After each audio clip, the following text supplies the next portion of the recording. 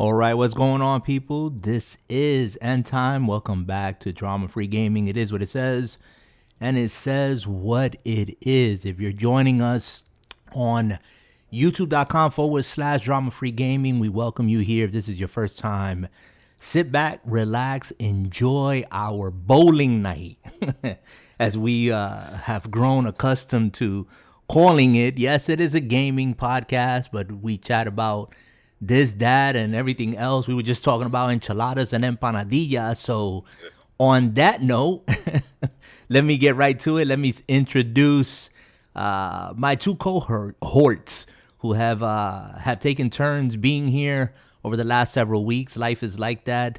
Let me start off with the one and only Dark Dad. What's going on, Dark Dad? Talk to these people. What it is, I've been gone. I missed y'all. Life has not been the same. Thank you. Dark Dad, you've been in a cave, man. That's what you told me. You just been laying low. Sometimes my caveman instincts kick in, and I didn't want to unga bunga nobody, so sometimes it's best to stay in your cave for a minute and be happy. Oh, there you go, man. Well, hopefully you got your solitary confinement out the way, got that therapy, your head screwed on right, and you're ready to go this evening. Yeah, yes, sir. Yes, sir. All right. Go ahead. You're No, wait, no. I didn't want to leave you hanging. Go ahead. You know what? Num. There you go. Num. There you go. Well, on the other side of the couch, we have the one and only Henyo. What's going on, Henyo? What's up, man? What's up, everybody? Glad to be back. Skipped an episode or two. I was actually one episode behind. I thought you guys were gonna celebrate your 60th, and you guys are like, we're on our 61st, and this one is probably 62nd. So I'm way back. Yeah, no, this actually, guys, this should be our 63rd, but for whatever reason, audio just did not come through on our official 61st episode. So even though it says 62, we're actually 63 in deep. But anyways, it's not important at this juncture, guys. If you're listening to us, let me get this out the way also as well. I try to get these podcasts up on audio podcasts. Head over to anchor.fm/DFG Podcast. You go check us out there if you like to listen to audio, and wherever you like to listen to your podcast, Apple Podcasts, Google Podcasts, and all the rest. Again, that's DFG Podcast, and you'll see us there. 63 or 62, whatever the number is technically, we're here, and we're just chatting. And guys, what have you been up to in the gaming realm? Anybody have anything juicy and exciting they want to share at the top of the show today? Well, games. Well, I got a question for you guys. A friend of mine, he sent me a text message, and he asked me a question. Let me find this question, and I wanted to run it by the show and run it by you guys. And I know what's around here, so give me 1 second. All right. Well, while you're looking for it, Oh, you found it. Man, that was quick. Go for it, man. So, you all know that Capcom pretty much announced Street Fighter 6, right? Yes, I saw that. Did you see that, Henyo? Street Fighter 6 announced? No. Okay. Well, I think I saw some inkling of it. Yes. Yeah, it wasn't like no gameplay or anything. It was just the promo reel. Yeah. So So the question he posed to me, and I want to pose to you guys, which I thought was actually a really good question, is: he asked me, do you think Street Fighter 6 is going to continue the story or be another franchise hoe? Continue the story. There's a canon story behind Street Fighter, or like many other games, will it turn into just another franchise hoe? I mean, I don't know. Henyo, you want to jump in and you want to Yeah, I told you this is a good question. I'll be honest kind with of you. like I don't follow the Street Fighter storyline. I played the game and I play it like like either to compete or just a quick in and out. But I don't know the storyline, so Oh, well, I wouldn't know what or care. okay, well, look at it this way. Look at it from a sense from you don't know the story, but look at the way games are going now, and do you think Street Fighter is going to possibly go the way of instead of just being Street Fighter, are they going to try to make a hoe out of it and try to make that extra cash? yeah. That's I There'll mean, definitely be a storyline attached to it. They had to. You'd be yeah. surprised, man. Yeah, even I'm gonna say this. I don't just like Henyo. I don't follow the Street Fighter lore, nor is like the fighting genre something that I'm like really into. Just usually play them just to check them out, just for fun. If they got any new characters or whatever, it piques my interest for a little bit. But from what I understand with Street Fighter 6 and the announcement of Street Fighter 6, it looks like they're introducing another character, and from what I've heard, they might be kind of transitioning to that character and continuing with that character's story. Like, I don't know, help me here, Jay, if you know something. So in Street Fighter 5, which is the latest iteration Bless you. of the game, their final character, DLC wise, was a character named Luke. Mm-hmm. And Capcom revealed that Luke is going to be the new lead guy in Street Fighter 6. So no more Ryu. Well, no, Ryu is there. Mm-hmm. But like in Street Fighter 3, it was called Street Fighter 3, the new, the newcomers, the new challengers, we're bringing in new people. Right. And, and in that storyline, there was a character named Alex that won. Ryu and Ken and they were all still there, but, everybody still had their own story. So, I mean, people are waiting for the game. It's one of Capcom's biggest hits. We've all known Street Fighter since the 90s. We kind of veterans here. Whether it's in your side market corner store or in front of your house, you picked up the sticks at least once. Yeah, and most definitely. Steam is having a sale on it right now, and I almost picked it up thinking, oh man, I haven't played this game in a bit, so there'll definitely be some people coming back to it and saying, let's see what they have, and if there's something extra, then it could get a second win. Now, if you allow me, Jay, to answer this question kind of in an unorthodox way, I mean, I'd be more than happy. Go ahead. Here's my thing. I think it's a good question. It's a legit question, obviously, that your friend and maybe many others like your friend is in that position where they do follow the lore, the storyline. I myself have looked at, the exploration of certain of those characters, like their origins and what their storyline and stuff. And I found it interesting. But what I find more interesting is that it's a fighting game. For me, it's a fighting game at the end of the day. And for the vast majority, and maybe I'm wrong, but for the vast majority of people that are going to play the game, unless they are into the lore and they're into the character development and all that, they really are not going to care about the story.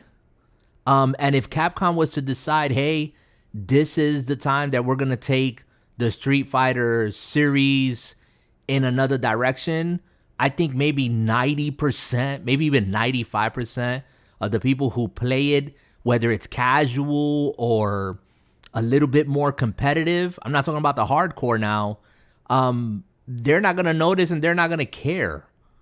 So we're really talking about how the hardcore fanatics feel about this, right? That's where I'm kind of getting at right here. Well, overall, because every game has their section of fans, I should say. You got some fans that actually love the story, as I've come to find out. I didn't know that whole community existed. Mm-hmm. And then you got some that, which is Street Fighter is very competitive. So, you're going to have your hardcore competitive people stepping up to the plate as always. Street Fighter's Right. always been a highly competitive fighting game. And then you got the old couch casuals such as myself that I didn't play the last iteration. I didn't play Street Fighter 5, and I probably won't play Street Fighter 6. Mm-hmm. But I wanted to just pose the question to a bunch of old heads just to, tap in there and see what y'all had. Most definitely. Yeah, and as you're just old school casual gamer, yeah, I know the history of Street Fighter. I remember my own personal interaction with Street Fighter 2, Street Fighter Turbo. Those were great times. Street Fighter 3, those were great times. Street Fighter Alpha. I always played those games. Again, if I was with my friends and whatever, and we just happened to, know how to do the moves on one or two of our favorite or our main quote unquote characters, that's what we did. We just hung out and just played and whatnot. But I think that eventually, me, just personally, again, it just goes back to those hardcore, dedicated fans who, like for instance, on the screen, if you're watching the podcast live on youtube.com/drama free gaming, I'm showing footage of my gameplay of Monster Hunter Rise. And I, by no stretch of the imagination, am a historian of Monster Hunter. Have I gone back and checked like the history of Monster Hunter, how it started, the previous iterations and games, and how it's built one on top of the other? Yeah. But, I play the game. I love the game. I love the mechanics. I'm fairly new to the series, with Monster Hunter World being my introduction. And, but even still, even though I consider it my favorite game of all time, I don't see myself digging into the lore of any character or any creatures or anything. It just doesn't do it for me. It doesn't interest me. You know what I'm saying? I just want the game to be faithful and true and fun. Don't mess with that. Yeah, I'm like, don't mess with that, and you can do whatever else you want with the game, but don't mess with the mechanics and the fun of it. And I've heard people on both sides of the aisle talking about, oh, Monster Hunter Rise, it sucks, it's too easy, it's Monster Hunter World, 1.5, blah, blah, blah. I find enjoyment in the game. It's not perfect, but I like it. It's a fun game. I like it. Maybe they did that to introduce like a new yeah, game, right? I think that's what they did with Monster Hunter Rise. You hit it right on the head, Henyo. I think they introduced it on the Nintendo platform, like they did with Monster Hunter World on the Xbox and the PlayStation. It was a game that was accessible to the brand new crowd, and I think it worked out just fine. Yeah, because it brought you right along. Remember, a lot of y'all don't know this, but when I tried to get this brother to get Monster Hunter World, skepticism. Of course. I don't want to do that. I don't want to do that. Go ahead and give it a try, man. All right, I'll give it a try. To this day, Monster Hunter, I got to have it. It's my favorite series now. Yeah. No, most definitely. And it happens like that, ladies and gentlemen. Sometimes you pick up something and be like, it's all right. Next thing you know, you're in love. Right. And again, and I can't emphasize enough, and I know you guys agree with me, it's the fun that I'm getting out of the game that keeps me coming back. Like Monster Hunter Rise introduced new mechanics, new weapon styles, but it's still Monster Hunter at the core of the game. You don't go and farm and gather material as much as you did in Monster Hunter World and maybe previous iterations. And some people even asking, well, do we really need gathering anymore in Monster Hunter? And some people saying, let's just eliminate it for the next game. Hey, is the game going to do that? Maybe, maybe not, but just don't mess with the game. That's what I'm saying. Don't mess with the Monster Hunter game. And at the core, what it is, it's a fun game, the thrill of the hunt, prepping for the hunt, getting your friends together, or even going solo, and just having that feeling like when you accomplish something that you did something, you're like, dang, that was the 99th time, but I got him on the 100th time. That's I don't know. I don't know, how do you guys, and that's what the theme of the podcast is today. How do you feel about your gaming today? How are you guys feeling about your gaming in general today? In all your gaming, what are you looking for? What's influencing you in the games that you pick up today, irregardless of the platform? What are you looking for today in your gaming? Title lineup that I'm playing, I'm thoroughly enjoying. I wish I had more time to embellish in it, but I did enjoy Far Cry. I would have stayed a little bit longer if there wasn't a lineup of games behind it. Spider-Man was really cool. I try to stay away from the side missions. Again, another game that you could easily get lost in side missions. And baseball. I mean, I literally played baseball every single day from the day of the release until the other day. I literally stopped cold turkey. So, there is indulging, but you also gotta prepare for the next wave, and I got three new titles that I'm about to embark in, and I definitely look forward to it, and I'm off to a great start with the game lineup that I have. So do share. What are these three games? What are these three games you got in the pipe? So I spread them out because I got three systems. So on the PS5, I have the Ghost of Tsushima. Am I pronouncing that right? Tsushima? Yeah, Ghost of Tsushima. So good, so good. It's a good game, huh? No, it's beyond good now. Okay, okay. You see, I'm trying to pull Henyo to talk to me about that, but go ahead. Tell me about your other two games, and then we'll circle the wagons back. The Xbox, I booted up Assassin's Creed, but I saw the opening intro and I said, okay, right here, stop. And then Cyberpunk, I got back into Cyberpunk with the latest patch because they kind of fixed a lot of things, so I jumped back into it, and it's looking good. So you're playing Assassin's Creed, which one? Which Assassin's Creed? Valhalla. Okay. Yeah. So Valhalla, and you're playing that on what console or on PC? Xbox. On Xbox, and you're playing Cyberpunk on PC. PC. Yeah. So I spread the love. Okay. Yeah, you spread the love. and I booted up Microsoft Flight Simulator 2020 through the cloud on my new S22. Nice. And that shit was dope. Nice. So now I can sit in the bathroom and fly.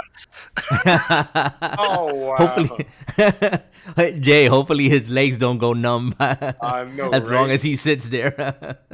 The brother gonna end up catching hemorrhoids sitting on the toilet. Wow. So Jay, anything you want to interject in there? What is it that you're playing? If you're playing anything at all? So I have being 100% real. There is not a single game I'm remotely even waiting on right now. So I decided to dive back in, and I've been going all retro at the moment. Okay. So I've been playing PlayStation 1. I've been playing Nintendo, Saturn. Nice. I just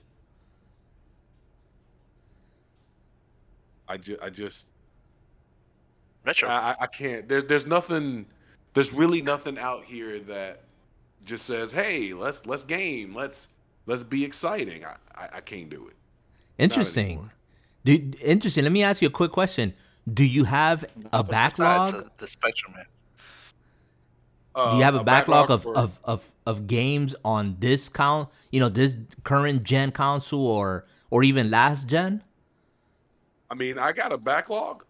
Being honest, once again, I feel no inhibition to play anything new console right now. I just don't. Interesting. Okay. Cool. I'll play we got plans to get up on some Monster Hunter World, and I'm cool with that. But as far as hey, all the new games that are coming out. I should be excited. There is no hint of excitement anywhere for me for any game right now. Like nothing. There's nothing that's been announced. It's like, holy crap, I'm waiting for that. I got to get it. And there's nothing. Is there anything in particular that you're playing retro right now that you've gone back and it's like your comfort game? It's like, I'm back. Man, there's just so many games. Well, give me like two or three that you're just like, you're back home and you're just doing your thing. And Castlevania Chronicles on the PlayStation, which of course I'm a Castlevania. And if you guys have never seen Castlevania Chronicles, I'm going to give you a kind of a test run on it here in a little bit. Okay. But and Castlevania Chronicles, and I would definitely say Pursuit Force on the PSP. Okay, Pursuit Force. All right. On the You've never heard of Pursuit? Yeah. PSP. No, I heard of Pursuit Force. I was like, Pursuit Force is that game. I don't care. That game was so original. Yeah, like, yeah, man. That game was originality, and that's why I've realized now why I go back and play retro. The originality is so strong, and so when you playing something retro, when you go back and you be like, man, this game look janky, this game look busted, but the fun factor and the originality can't be beaten. Yeah, that fits a perfect answer, I think, or a one way to answer how do we feel about our gaming, because like you said, you're going back to your retro roots. I don't think you ever stray too far from them.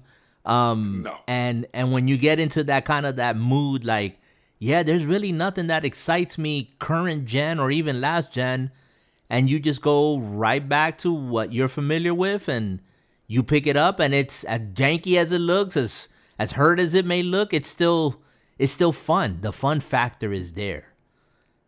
Yeah. So the opposite side of the spectrum. What you mean?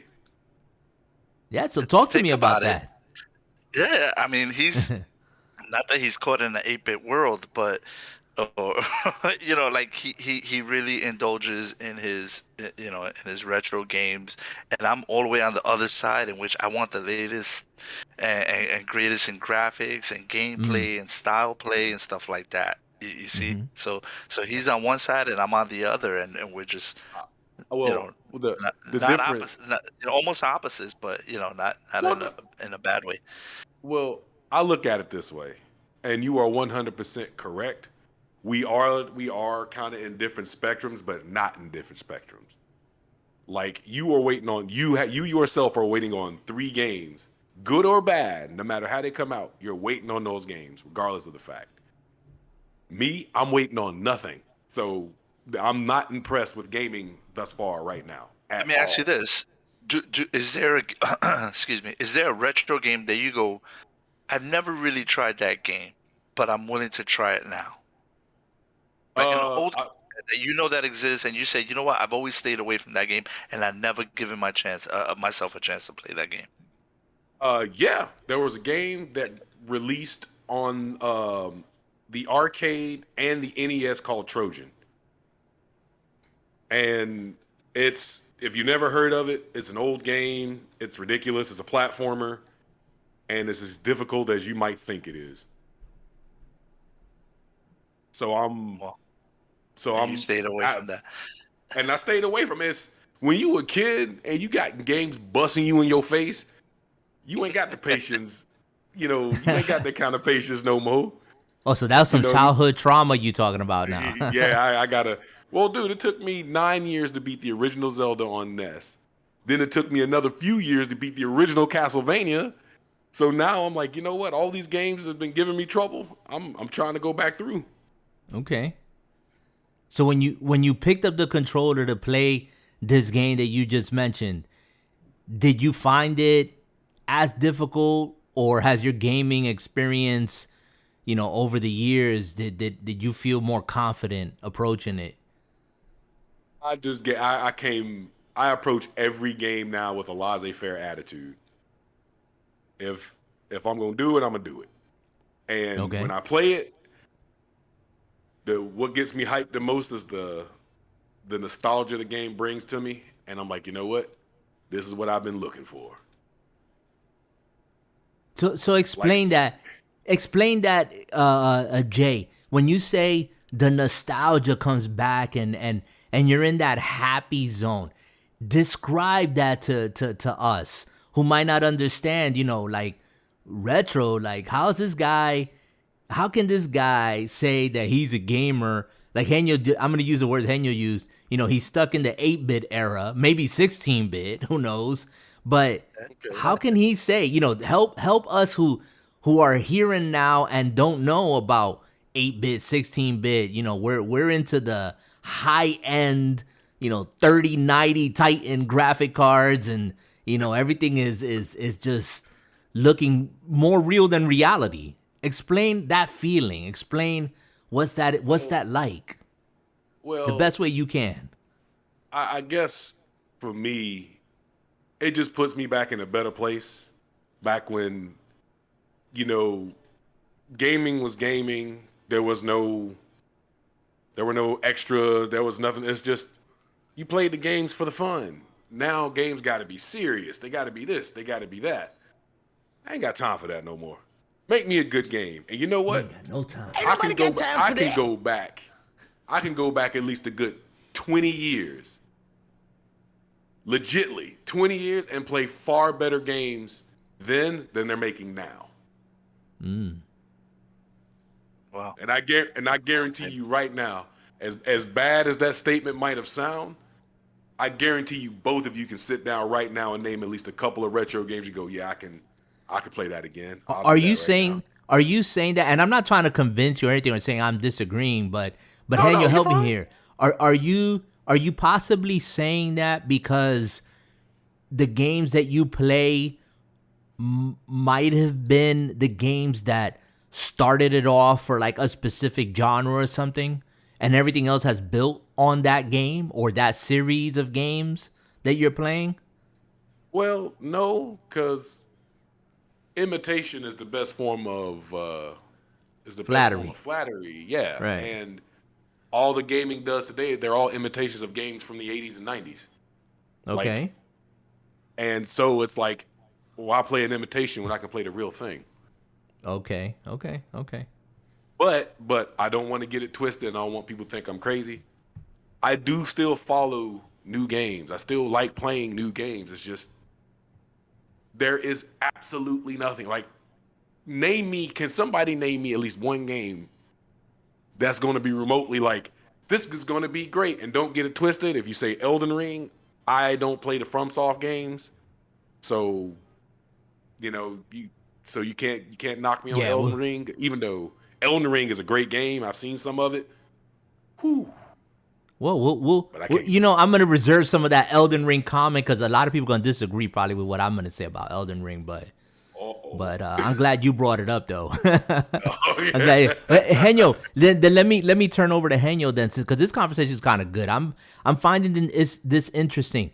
You're on the opposite spectrum then as Jay right now. Like, it's not to say, like Jay said, that he doesn't play modern games, here today and now, but you mentioned you like the high end stuff, the cutting edge, the brand new shiny thing.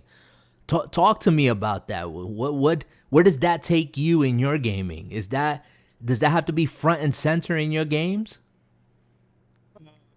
It is 80% of my decision, no matter how bad the game could be. It needs to look really good and really polished, right? And to go back a little bit, to me, the difference between, a good retro game and a good recent game is how linear is it, right?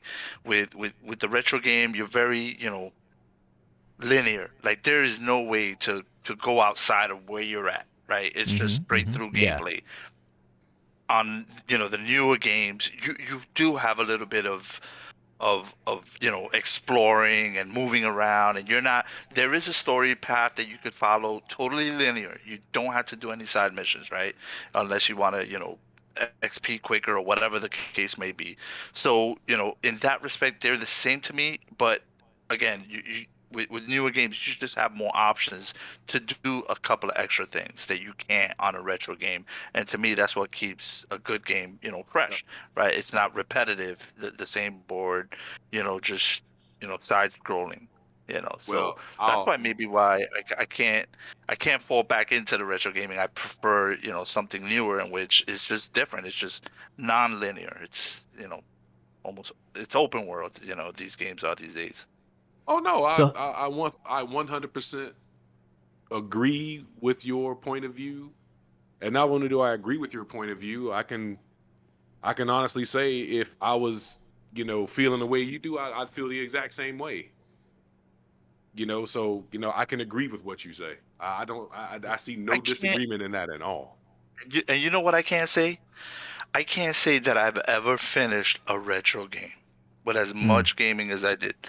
Probably Really? the closest thing that I came to finishing a game was probably Toe Jam and Earl. Wow. Toe Jam and Earl. So you know what? Before this slips out my mind, I'm sorry I cut you off, Jay. But before this slips my mind, so let me make this observation, Henyo. So you're talking about the newer games, obviously, over the years, over the decades, the game has evolved. You have games that give you more flexibility, more options, bigger worlds, right?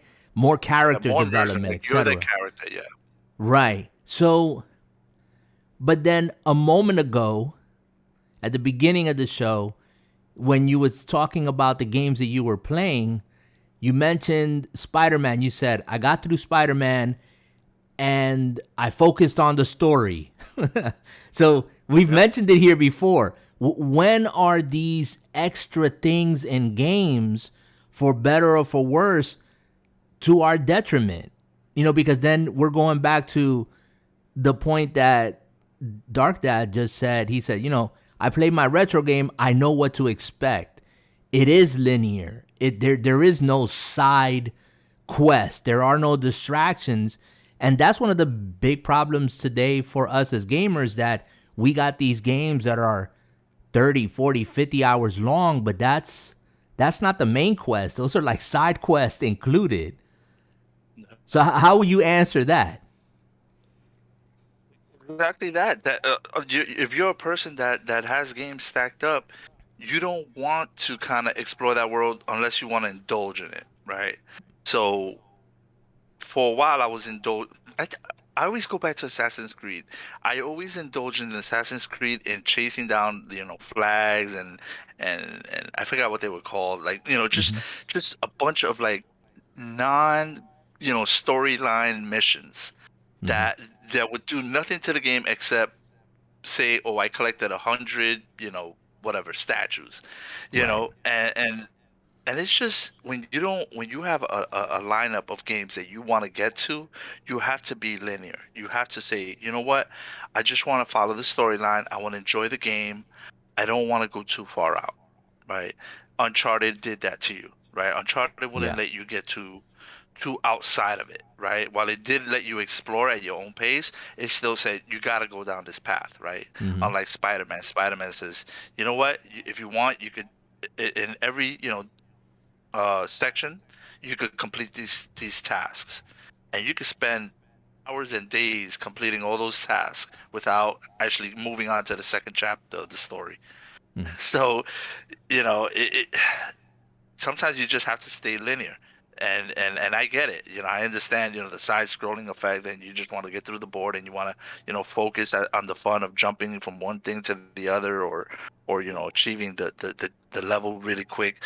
And when you're playing at, with so many games lined up, you have to play linear like that. You have to say, I have to stay focused. And that's what I did with Far Cry and with Spider-Man towards the ending, because I wanted to get to my next lineup that I want to kind of indulge in.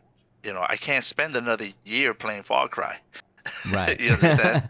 you had to exercise some discipline, right? Some self-discipline. Yeah, right. Okay. So to that, it's a detriment to me because I'm not really enjoying the game, right? I'm kind of breezing through it. Not breezing through it, but it's It's a it's good taking and an a effort bad. for you to stay locked on and focused, right? It's okay. Let me put it this way: it's great if you don't, if you're kind of like, if you only like a certain type of genre, Mm-hmm. right? It's great because you know you can spend as much time as you want in a fighting game. And you don't have to worry about ever playing Far Cry. You don't have to worry about finishing Death Stranding. You know, you focus on your gameplay on a fighting game if that's what you love, right? Mm-hmm. But me, I consider myself versatile in gaming. I like to try everything. So that again, jack of all trades, master of none. Mm-hmm. You know, you're playing so many different things that you just want to taste every flavor, but you're not really indulging in that flavor.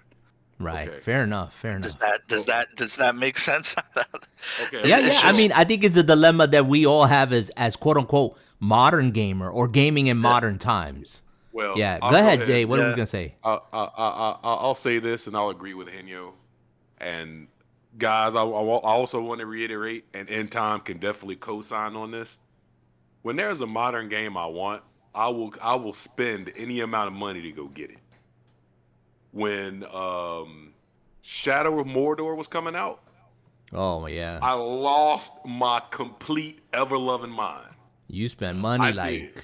I spent money on that game. Yeah, When it like first came over and out, I over. bought it. When that game first came out, I spent $100. I bought like the Ultimate Edition.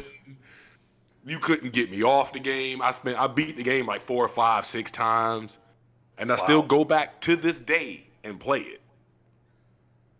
Okay, so I- so I'm gonna jump in there and say, for ahead. you, Jay, for you and the game Shadow of Mordor, right?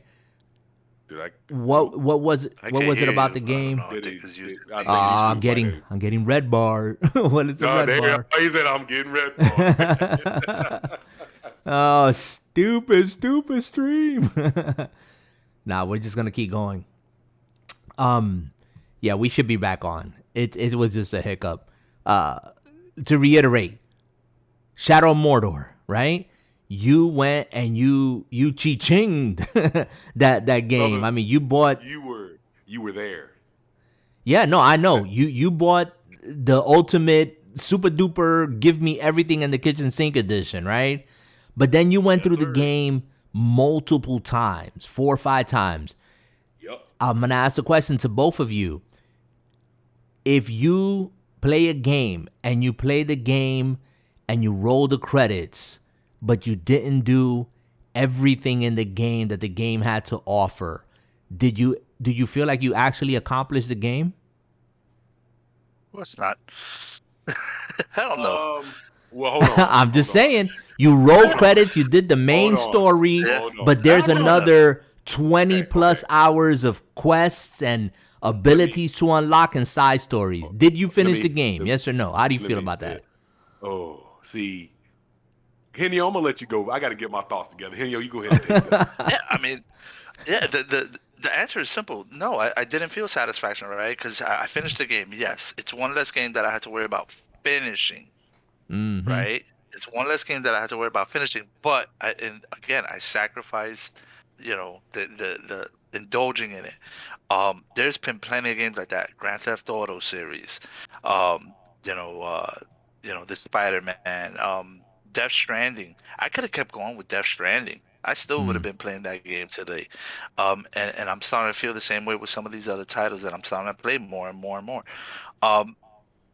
It just you want to go back, and I've always felt like this with Assassin's Creed. I want to go back.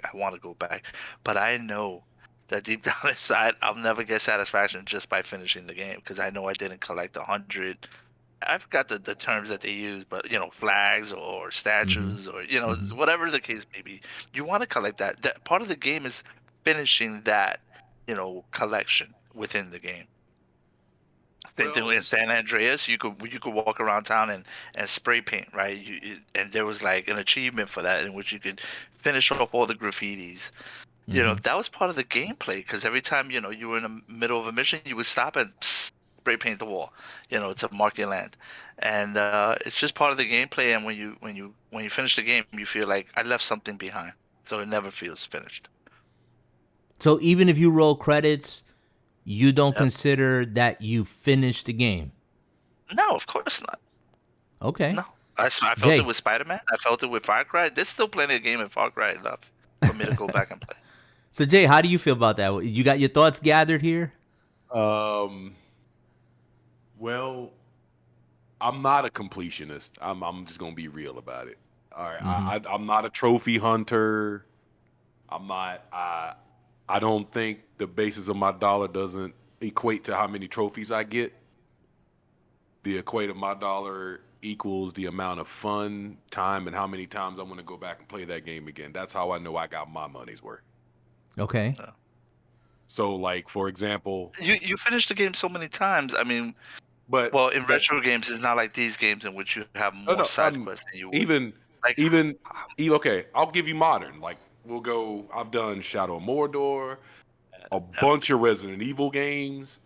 I mean, I've beaten tons of modern games, but very few make me want to go, man, I really want to play that game. I want to roll the credits on that game just because I can. Yeah. So with Shadow of Mordor, Jay, did you finish all the content? Like, you dotted all the I's and crossed all the T's? I didn't complete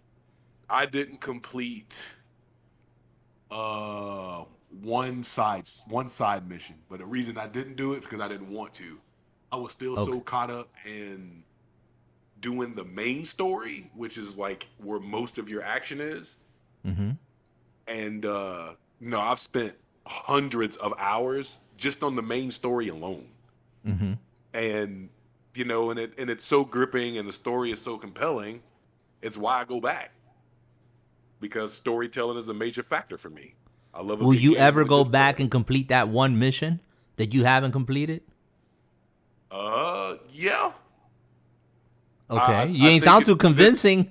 I mean, I had to think about it, because my like, I'm not convinced right now because my mind isn't focused on that game at the moment. I've just I've been so much more in the retro right now, and literally just having a good time. Like, that's been the focus. That's been the focus of my entire retro journey. Is I want to take myself out of this whole, this game is this game is that, this game got to have this. You know what? Damn all that. I reflect on the particular side mission. So if it's just for like XP, I'm not gonna miss it.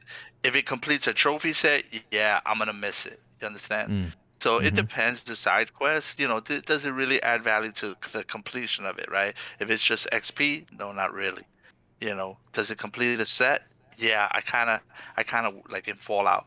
Forgot the Fallout.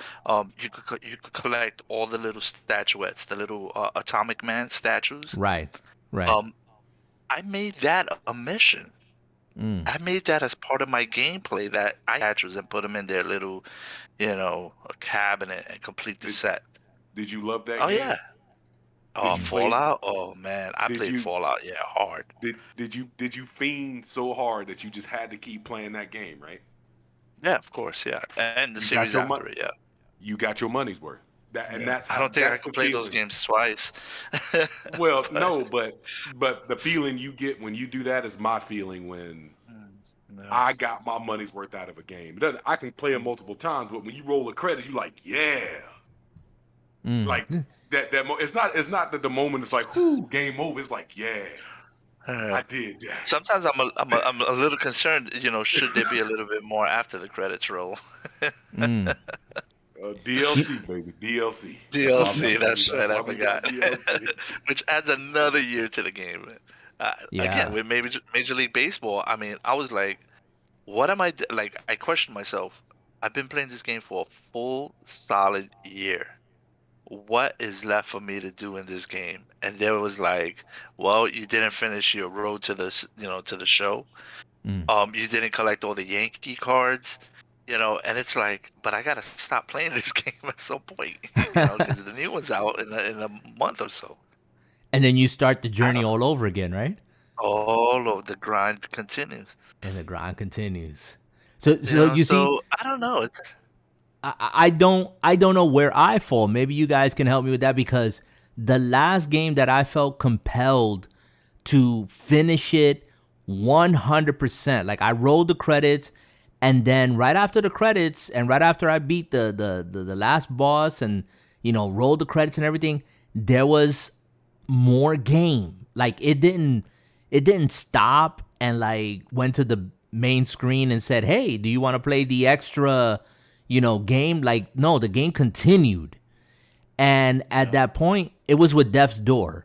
And at that point, I had enjoyed the game and the journey so much that I felt like, wait a minute, there's more of this game.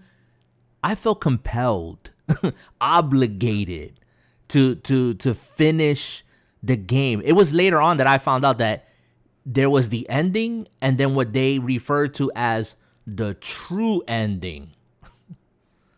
So you guys ever felt that way about a game so strong that you're like, I got to see this game through? Oh, absolutely. Death Stranding left me like that. I was like, oh man, don't tell me I got to go through this again. Like credits rolled, the mission ended, and it was like, you need to go back and play. And it's like, oh no, I got to put this down. And that was after how many hours of gameplay? Man, I punched hours in that one. So we could say that one I got a pension plan out of that one. So can we say fair? Is it fair to say it was over 50 hours, 60 hours of gameplay? Yes, because of the exploring involved. Okay. It was forever. It just felt like I needed to.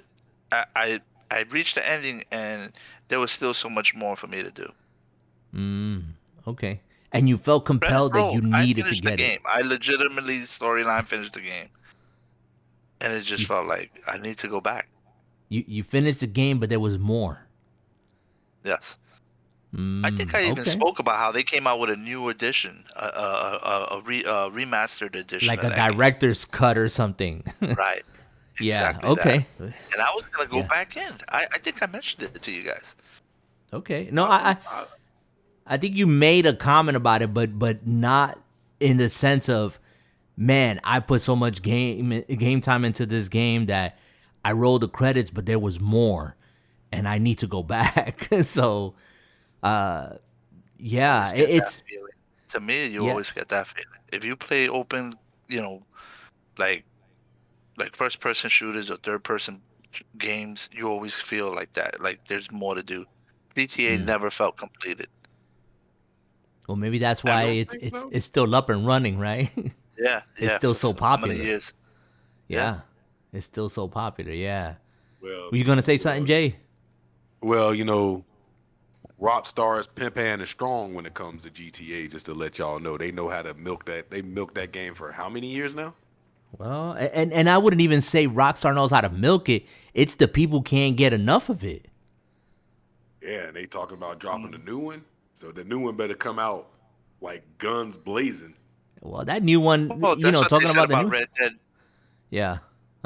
Sorry, I mean that's what they said about Red Dead Redemption. They thought it was the second coming, of that series, and it was good. The multiplayer portion of it wasn't as good as the GTA 5, I think it is, or 6, 5. So who felt let down with Red Dead Redemption? And by all means, the storyline was great. The graphics were good. The storyline was great. But people felt cheated out of the multiplayer portion of it after seeing GTA 5. Right. Yeah, I could say that's true because that game had a lot. I finished that game. game. That game I finished. Yeah. Yeah, you finished. You reread that too? I finished both of them. Nice. Granted, I didn't play them. I didn't indulge in the multiplayer. I tried the multiplayer only because my friend was online. Okay. Yeah, I never got into the Red Dead series, but guys, if you're listening and you have stayed with us thus far, we're about almost an hour into our chat here on our bowling night on Drama Free Gaming here on YouTube.com.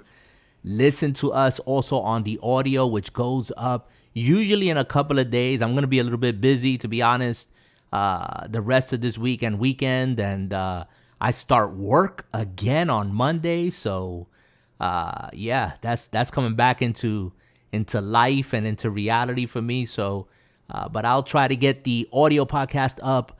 You can head over to anchor.fm/DFG podcast. That is, again, anchor.fm/DFG podcast. And listen to us wherever you listen to your podcast on at this moment.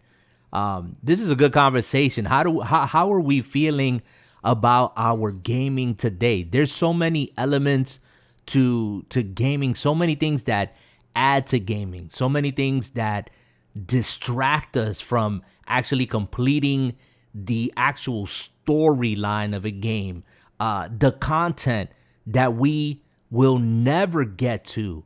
That's one thing I want to put out there for you guys. What about all this time that these developers put into making a game? We're talking about 3 years, 4 years, 5 years even. In some cases, 10 years that we don't see a game come out. And when we finally get it, we don't even scratch the surface of the game because the game is so immense.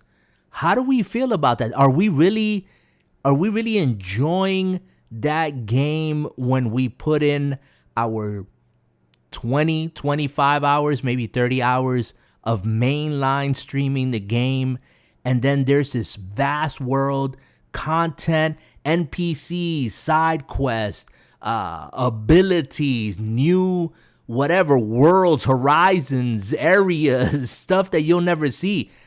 Does that ever even dawn on you, or do you just keep it moving? And I'm gonna give it to Henyo first because he's playing Ghost of Tsushima, which I've never played, but I heard that game is phenomenal. Sucker Punch knocked it out the park. So Henyo, talk to me about that. How you feeling about that? I second that. With games, I always feel the storyline could be shorter. And I say it could be shorter because you have so much extra side quests. So you try to strike that balance between, I have a short storyline, but meanwhile, I have enough time to do side quests. So what is short for you on a mainline game in hours? Oh, well, does it feel like if the game is dragging, right?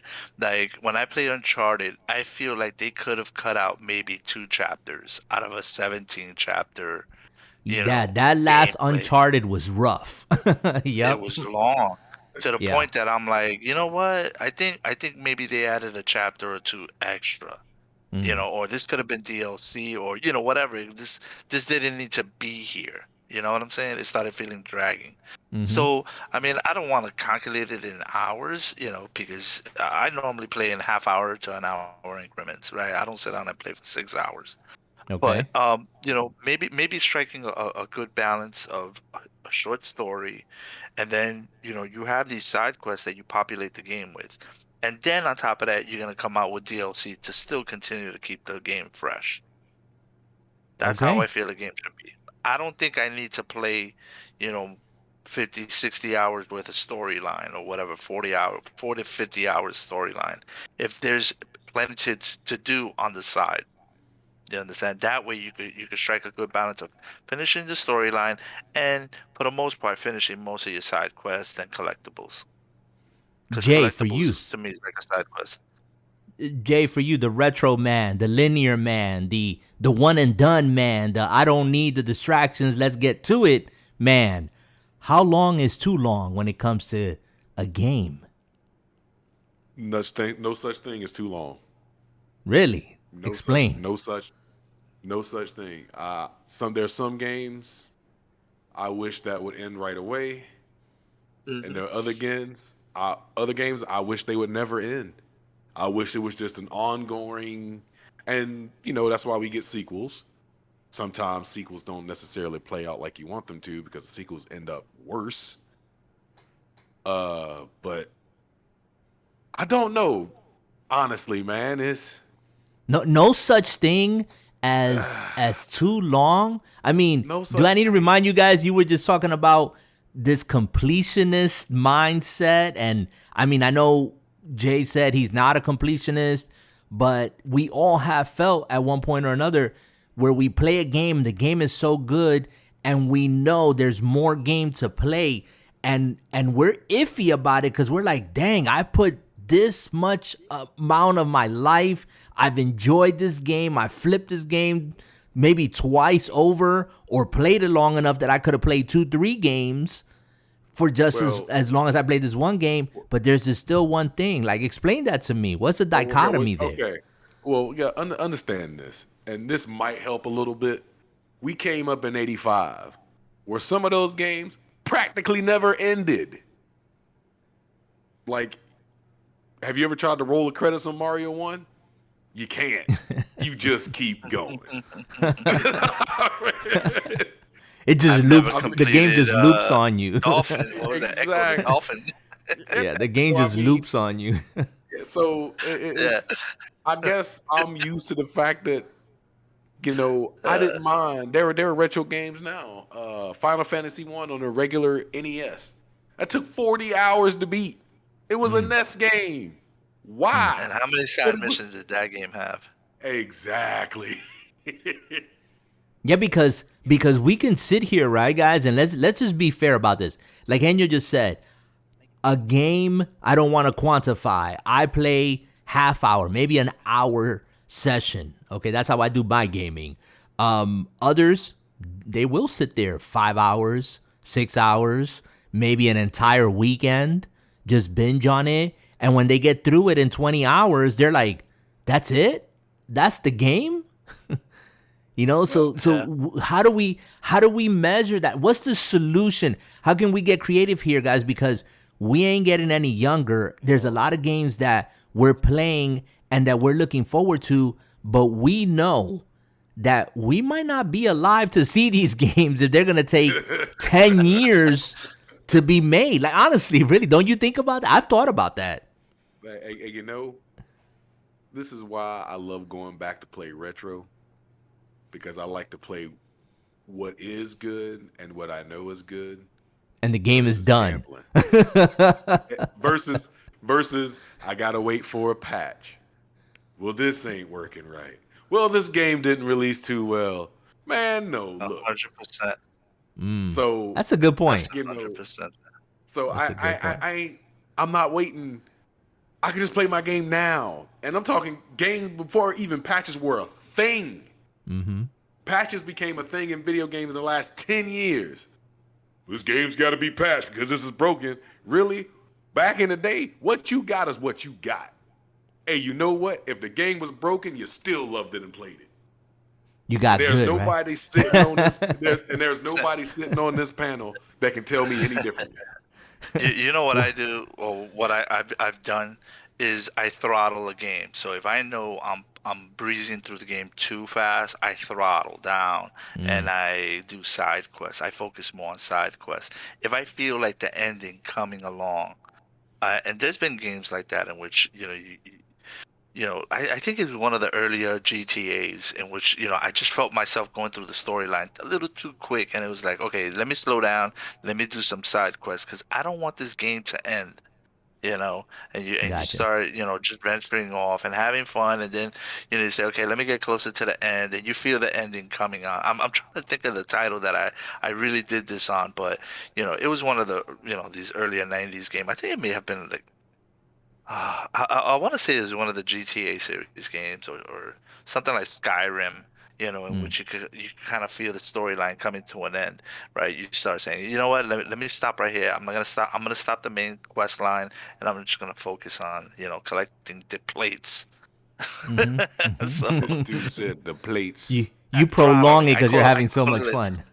Right. I call it throttling down the game. You kind of slow the game down by just doing side quests. But you can and play that's it how again, you indulge baby. in the game, right? But you can play it again, baby. That's what you can do. You can play it again. You can play it again, baby. If there wasn't anything else I didn't want to play, I would, redo it. But there's so much other games that I want to experience that I don't have that luxury to just say, you know what, I'm gonna play this again. Maybe a few select titles, right? As much as I would love to play Fallout again, man, that's like having to get up at like 4 o'clock in the morning to me.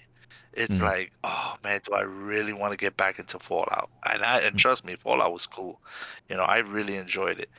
But to get back into it, oh man, let me sleep till 6. Oh man, I tell you, this is a nonstop issue with YouTube. But I should be coming in with you guys again. You guys can hear me. Yeah, you're I'm good. here. I'm back, man. Yeah, trust me, guys. If you're listening to this, I'm not gonna apologize. YouTube is just being YouTube because I got everything set up, everything rocking and rolling, and then it just wants to drop a red bar on me. And trust me, I know my setup well enough that it shouldn't be doing this. This is definitely on the YouTube side. So apologize for that. But where were we with the conversation? Yes, I was asking Henyo, how is your experience now, or your continual experience with Cyberpunk? He dropped out a little bit. I think he was asking me about Ghost of No, Tsushima. No, I was asking you about well, Cyberpunk. What is your Cyberpunk. experience or your continual experience with Cyberpunk? Since we're talking about throttling games, coming back to them. Oh, yeah, you had totally dropped off on me. But Cyberpunk, I went back into it. I started fresh. So it's starting Okay. to feel a little bit like Witcher because I'm going through certain missions that I already had done. But it feels a little cleaned up. Definitely feels cleaner. The game could still use a little tightening, but overall pretty good. It's stable.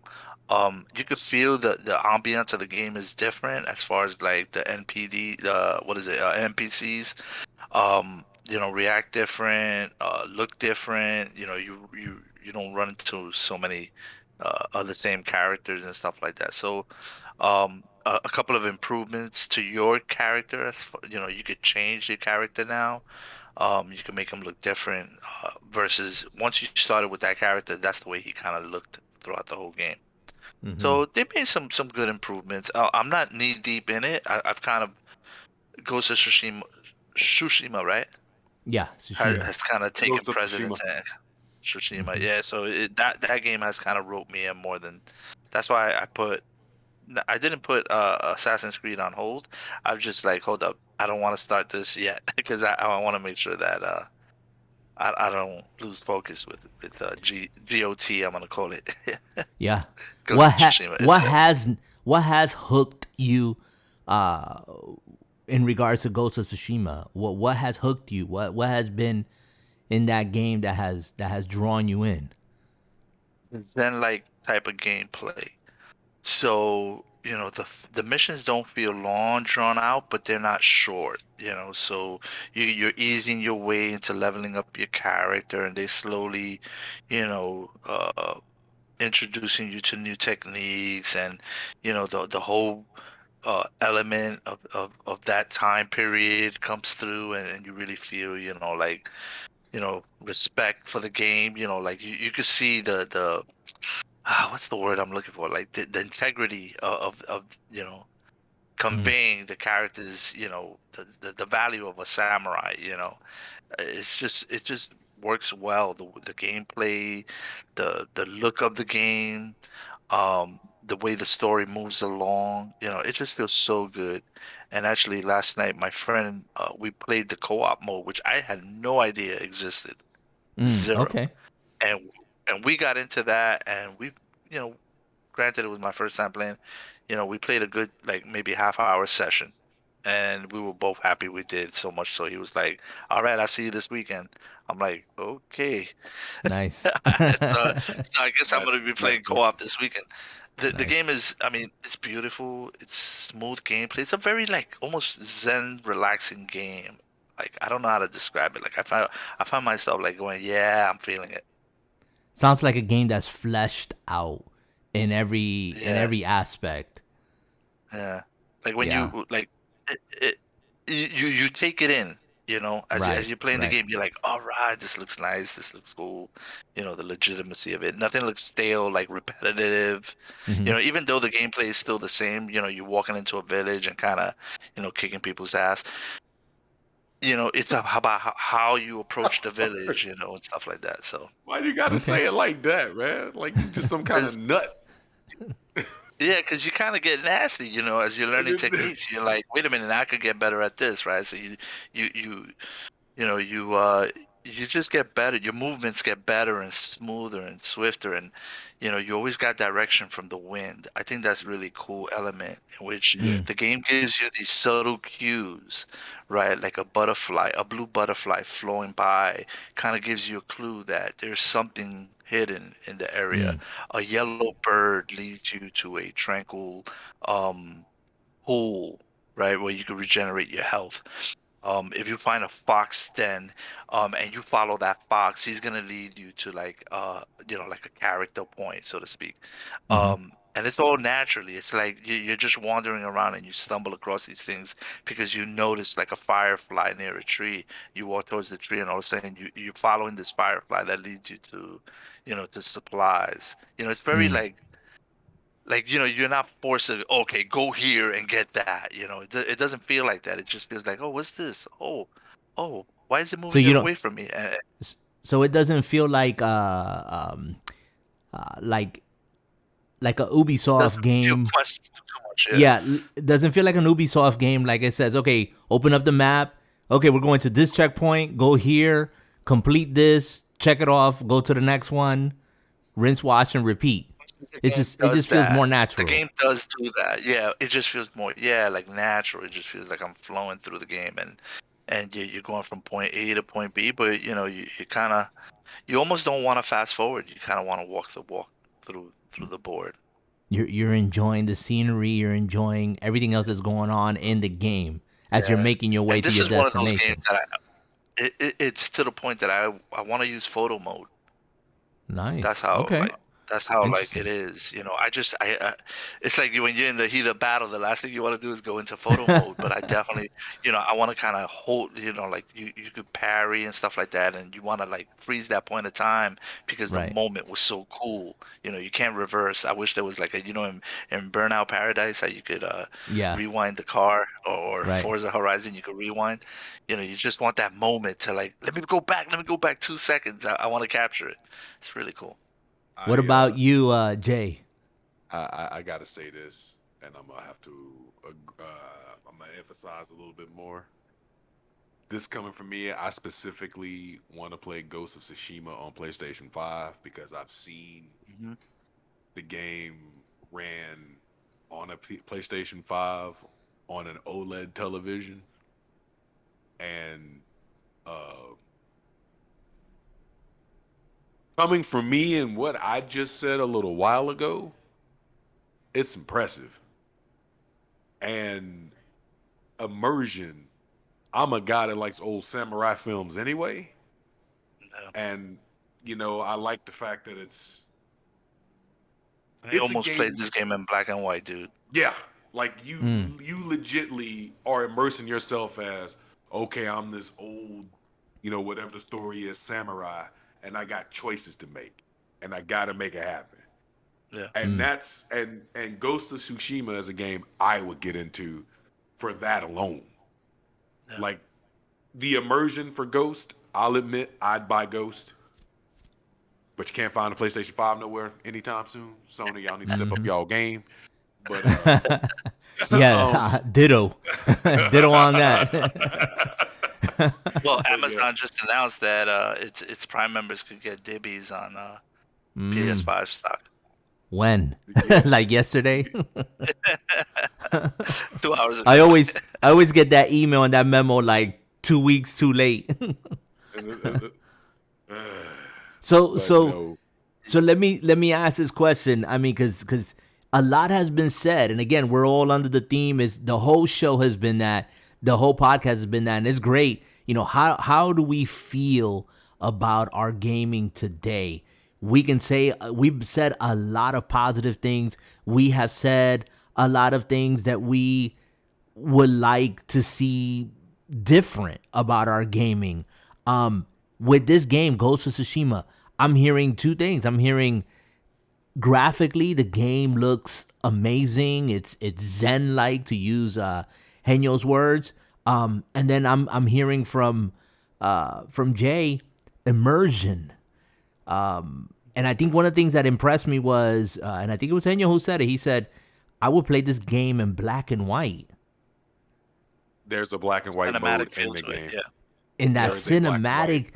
I mean, that's I don't think I've ever heard or even ever imagined me playing a game in that sense, you know, that the game is so immersive, but at the same time, the way you describe Ghost of Tsushima is the way that I feel about Monster Hunter. When I play Monster Hunter, I feel like I'm immersed in the game, you know, immersed in this world. And it's not the greatest looking world. It's not, you know, innovative in a sense. But yeah, I would play this game. I mean, I'm playing Monster Hunter Rise. I returned to it on the Switch, and we all know that the Switch is the most inferior system out there. But I love it, man. I don't see the jaggies, you know, on the graphics. I don't see the limitations of the hardware. I'm so immersed in the game that I'm like, dang, look at this. You know, I wonder what this fight is gonna be like, and what is this monster gonna do, and what is this armor going to be like, and that immersiveness. Okay, not to cut you off, but y'all have never ever, and there's footage of us playing Monster Hunter out there on the channel. And if you catch us when we actually immersed in the game, it is legitly like, all right, we over here in the woods in section such and such, and where's the monster at? I don't know. We got to run around. And legitly, we are acting like we are in the hunt. I agree with him 100%. No, it draws you in like you're actually out there in real life. I mean, that's our experience, that we're making a hunt. Just like when we used to play Division 1, we've said it here before. I mean, we're calling out call signs and people running, you know, their characters according to, you know, what specs they had on their character. Everybody knew their place, knew their part, did their jobs, and it was just great. So that immersion in a game, again, I go back to the question of how are we feeling about our games? Do they have to be top of the line graphics nowadays? Because I see a very well-known YouTube site, Digital Foundries, that these guys, I mean, they geek out. That's what they do. They geek out on making these analysis of these games. But they were recently asked a question, and the question more or less was like this, was, hey, do you guys feel like your experience playing games, even on these modern consoles or PCs with you know, with all this tech that's in it, do you feel that your experience is ruined because you guys notice the blemishes in games that the average gamer doesn't? How do we feel about that? You know, are we taking note of the blemishes, or are we so enthralled in the game that we just play it and we don't know if it's moving at 30, 60, if it has hiccups, if it has glitches? I mean, what has been your experience? As far I think that's kind of broad. PC, Yeah. I mean, there's some things that you play that you go, man, this game is great, even though you see the reviews and people are like, this game is trash, this game is not ready. Elden Ring. You guys brought up Elden Ring. There is a community out there that is raving about Elden Ring, and rightfully so. From Software, they've proven themselves that they are the go-to with these soul-type games. No one does it better than them, okay? That's their genre. They got that on lockdown. But I almost felt like, okay, Elden Ring was announced. Elden Ring was hyped. And for the most part, people are saying it lived up to the hype. It got 10 out of 10. IGN gave it 10 out of 10. But then I see a review by Digital Foundries, and Digital Foundries is like, this game got all sorts of problems. and on PC. Not only in the console space, but on PC as well. So I'm looking at, okay, Digital Foundries is telling you this game technically is still in a bad place. It still got a lot of work to do. It still needs a lot of patching. Maybe that'll fix it. Maybe the patches won't do it. But on the other side of that, you got 10 out of 10. Are we just giving games like Elden Ring the 10 out of 10s and the hype and the pass because of the pedigree? What do y'all think? I don't rate Have games you so done much, that? Have you done that with a game that you love in a series where you pick it up, you play it, and you go, this game is great, but you know deep down inside of you is not? Dude, I think I just did that with Far Cry 6. As dumb as the NPCs or the enemy is, the NPC enemy, it was dumb. Sometimes it would run right across from me to when it could have just easily either melee me or, shot at me. But it ran right in front of me and like try to get around me. And it's like, man, this is pretty bad. But I'm enjoying the game, so I'm gonna let this one go. So I mean, to me, yeah, I do let it go. Do I say experience frame drops? Yes, I let it go. I'm not gonna let it, take me away from the game. With Cyberpunk, that was a different issue. I was actually having problems completing levels and quests, so I had to put the game down. It left me no choice. So yeah, I kind of know some of the points that you're making, and on some of them I let it, give it a pass, and on some of them it's just like, no, we have to stop here. Okay. Yeah. I can second that. You second it. You got nothing else to say on that. I mean, why do we put ourselves through that? Why do we put ourselves through that process? Why do we play games that we know we're playing and we're like, dang, this is stupid, but we still play it? Because we just built that way. Some of us are anyway. And you got to remember, man, we're from a different era in a different time. You want to experience it. You want to experience the gameplay that, everyone else you see play. You want to experience that, commercial that you see. You want that. I mean, Battlefield 2024, what is it, 2020? What a letdown, man. I was in that game. I tried. I really tried. You know what? I said, multiplayer isn't my thing anyway. I'm going to put this game down as much as I wanted to enjoy it. And I was always a Battlefield fan. Mm-hmm. I've always enjoyed the series. But this one is just like, what am I doing here? Wow. I'm completing nothing. Yeah. And unfortunately, I felt the same way with Halo.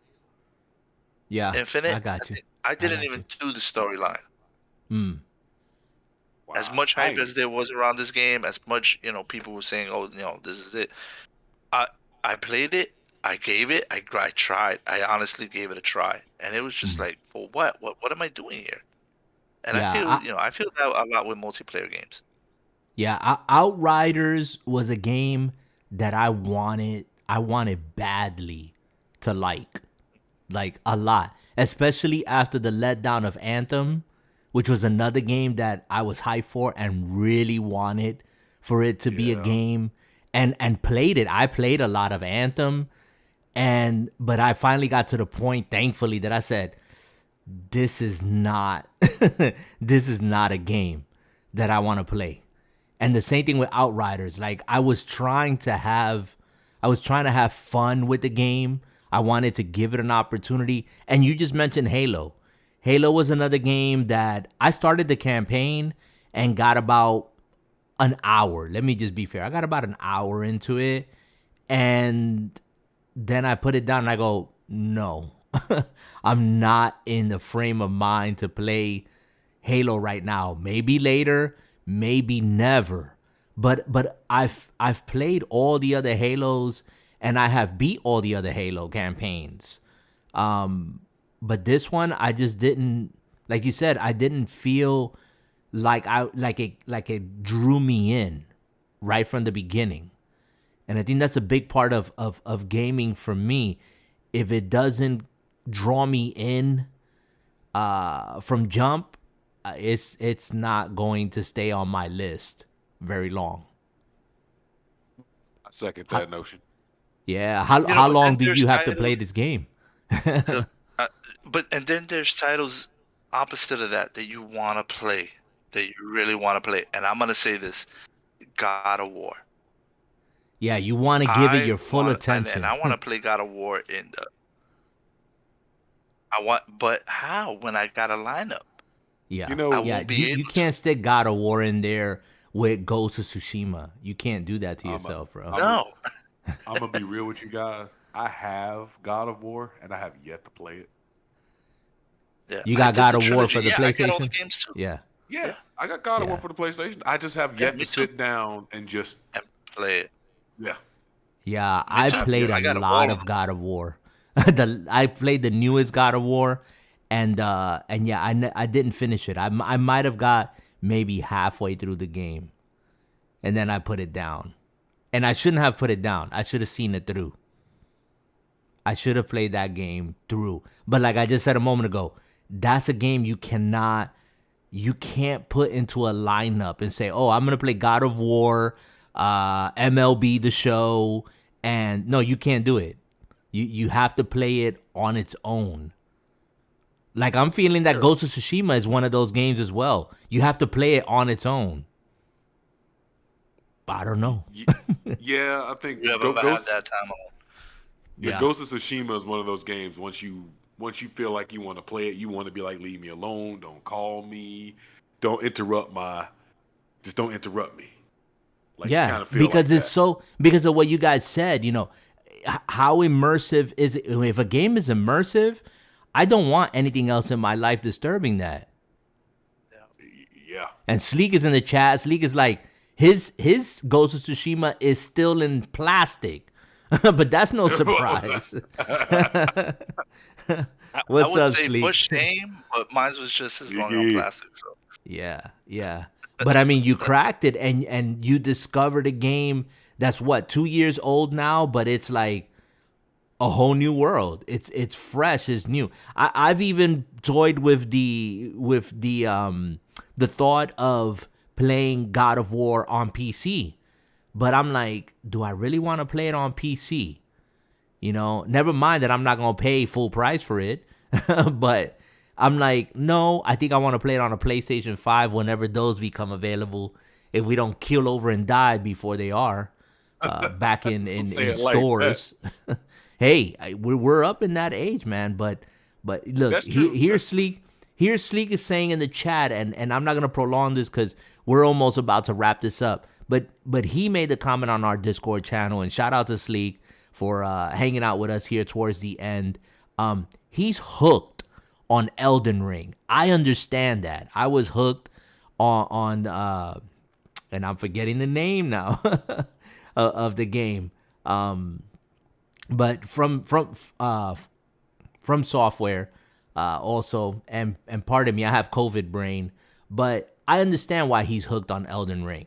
Because if you like a game that's going to kick you in the teeth, and then you come back and it kicks you in the teeth again, and you come back and you keep doing that, and you just find some enjoyment in that torture. Yes, Dark Souls, specifically Dark Souls 3. Thank you, Sleek. Yeah, that was me. When he mentioned in the Discord the first boss or something, he's already put like 50 hours into the game, and the first boss is kicking his butt. I mean, that was me with Dark Souls 3, but I enjoyed it. I almost felt like I need to get past this. And when I finally got past it, it was like, yeah, but it was like 50 hours later. I kid you not. That's insane. That's insane, though. I'm not, okay, I might be exaggerating, but it was a good maybe 20 hours. I kid you not, because it was multiple days of me sitting there 2 hours, 3 hours, and it was, I had to walk away because, like Sleek said, he almost threw his controller through the TV. And I've never raged, but I was like, I kept saying to myself, no, this is not happening. Like, I know they didn't make this game so difficult that no one can beat it. and more importantly, that I can't beat it, that I can't get past the first, like, little boss. But once I got past that little boss, like, the other ones, I started realizing, oh, there's a pattern, there's a dance that's going on here. And you just got to figure that out. But it doesn't tell you nothing, it doesn't hold your hand. It just says, oh, you're here. It punches you in the mouth, and it throws you off the deep end. And that's what Elden Ring is, but it's not for everybody. And the flip side to that is, I can understand when people play that, but my opinion is, I don't think Elden Ring should have got a 10 out of 10. And I'm not, I just don't, I think that it got a pass because it's from software, it's come from that pedigree. But if your game is broke on all platforms, including PC, how are you going to get a 10 out of 10? I don't agree with that. But that's just my opinion. Look what they did to CD Projekt Red and Cyberpunk. I mean, you can name a bunch of other games, but again, I think it goes back to the theme of the show, and I think we're gonna wrap up with that. How do we feel about our gaming? Some people can overlook that. Some people can get past that. Some people can just embrace it with both arms wide open and close their eyes and pretend that the ugly girl is pretty and and go on with their life. So that's absolutely true. Yeah, turn off the lights real low and what you said? What you said? It's hard to swallow. It's hard to what? To swallow. Yeah. You can't. Yeah. If it's bad, it's bad. You put it down. Yeah. Yeah. Well, I mean, some of us might not have the fortitude or the willpower to know when it's time to give up. And Sleek is in it for the fight. He's still in there. Yeah. So before we log off, I have to start a controller fund for him though. Well, and here's the thing. Somebody actually recently told me they want to see me play the Souls games on Twitch. And I was like, why? Why do you want to see a guy like me whose mouth can run away from him? Why do you want to see me play a Souls game? And he said, that's the reason why. I want to see you get upset and start losing it. And I was like, that wouldn't be funny. Only certain people would enjoy me losing my brain and getting upset over this. No, I told you before that I think you would enjoy a Souls game. I think you would. I think you would enjoy a Souls game because you like a challenge, but you also play games that are like pattern driven. And that's what Elden Rings and the Dark Souls series are. You get the pattern, you learn the dance, and then you just do it in your sleep. That's what you do with Castlevania. Well, it's a pattern. It's just a dance. That's true, but that took a little bit of practice. So, I mean, just like anything, you got to grind it out and practice when you... Sleek says that he beat first boss at level 45.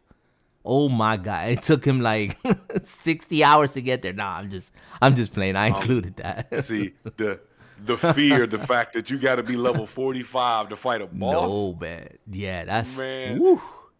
Can somebody give me a Price is Wrong, please? Yeah, man, right? Yeah. Let's do that. Let's do it. Wow. Give you the Price is Right. Price is Wrong on that one.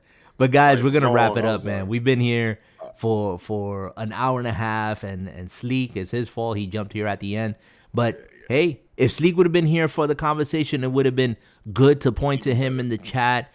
And Sleek is one who plays RPG games, linear games, from beginning to end, and he knocks them out one game after the other.